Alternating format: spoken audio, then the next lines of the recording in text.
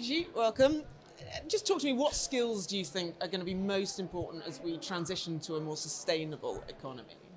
Yes, thank you for the invitation. I think something is very important, and to accelerate the transition, we need to implement. Today, many companies are very committed, COP after COP, to be the agenda of solutions and to be able to build new innovations in order to have the right product, the right solution to reduce carbon emission, to be more efficient, to have the infrastructure for electrical car and so on.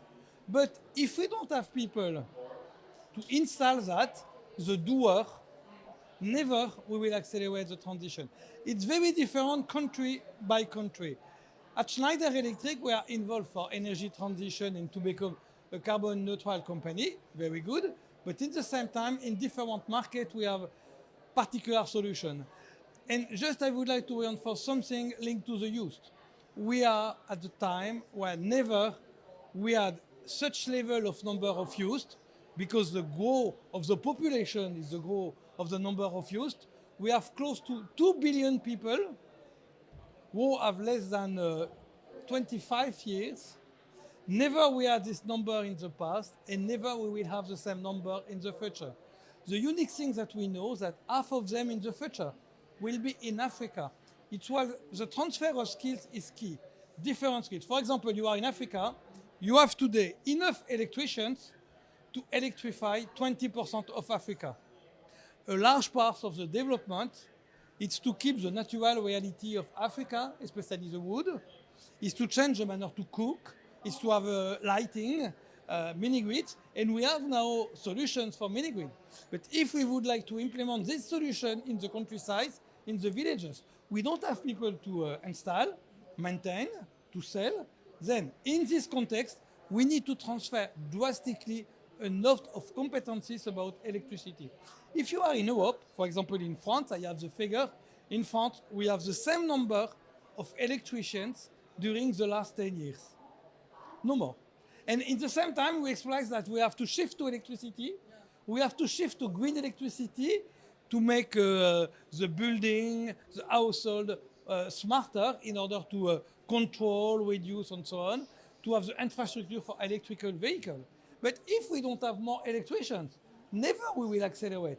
Then we need to have many new skills in this topic. And secondly, we have to change the vision that we have of these jobs.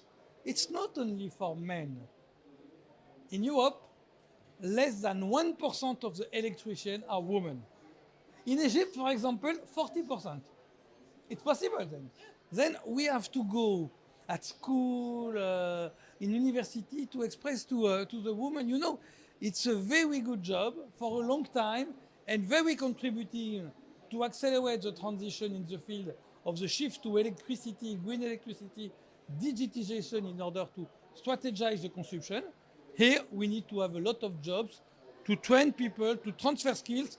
The skills exist, the people could be interested, and we have to make our job. Whose responsibility is it to transfer skills but also to upskill the workforce?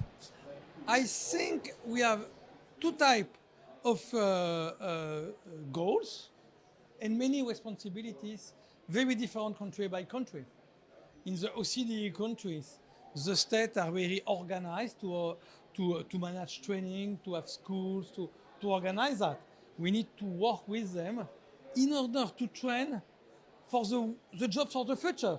Not to continue to train with the same skills, but to be able to manage energy and digital in the same time, to have new jobs about energy efficiency, new jobs about renewable energy. Because if we don't have the jobs to understand the innovation, never do we implement the innovation. Very often we say, oh, you know, about the energy transition, we don't have enough money, we don't have enough innovation. It's not true. We could have the money, we have the innovation, we need skills. Because when the people have skills, first, they prepare their own future, they are able to build a family in Africa, for example, to be stable. And in the same time, they are the actors of the prosperity of their own community. Then that is in this question. And the second question that the company have to face, it's how do we upskill the skills of our people. We know that in the 10 next year, we will have in OCDE country and in some other country the scarcity of people and human resources. In this case, it's better to be the partner of our own people to make sensitive to the future, to make sensitive to the transition, and to support them to have new skills which could be very useful to prepare their own future and very useful to prepare the future of our community and our companies. Then it's a win-win attitude for the community, for the companies, for the people. It's a contributing to the common good. We have to be all together committed. And when we were speaking about sustainability in the past, each company was in the battle to be the best in sustainability, to be in the Sustainability Champions League. That will be the same in the future, but the big difference, it's now a question of coalitions. It's now a question of value chain. And value chain, sorry. And in this case, we need to build a lot of partnership, private, public, between companies. Then it's a topic of everybody. I'm curious about, as well, how do you build the climate leaders of the future? What are you doing at Schneider? In Schneider, we have tools to progress in sustainability. The name is Schneider Sustainability Impact. Each 5 years, we decide 10 big goals, the flagship of our commitment, and we measure each quarter how do we progress with these 10 goals, then for 20 quarters. This year, between 2020 and 2025, one of these goals is to train 1 million people at the bottom of the pyramid to have skills in energy. If we don't train these people, we kill Mozart. Because when we give such type of skills to these people, they could be innovative. And we know that the youth are innovative more than the others.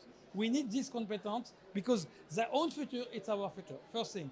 And in another geography, this topic is supported by Schneider Electric because we have a lot of projects, very different country by country, to support the project of the youth in entrepreneurship, new initiative and so on. And with that, we try to give our best, our own contribution to support the youth to reshape the future. And it's good for them, it's good for us too, it's the same future. Gee, thank you so much. Thank you.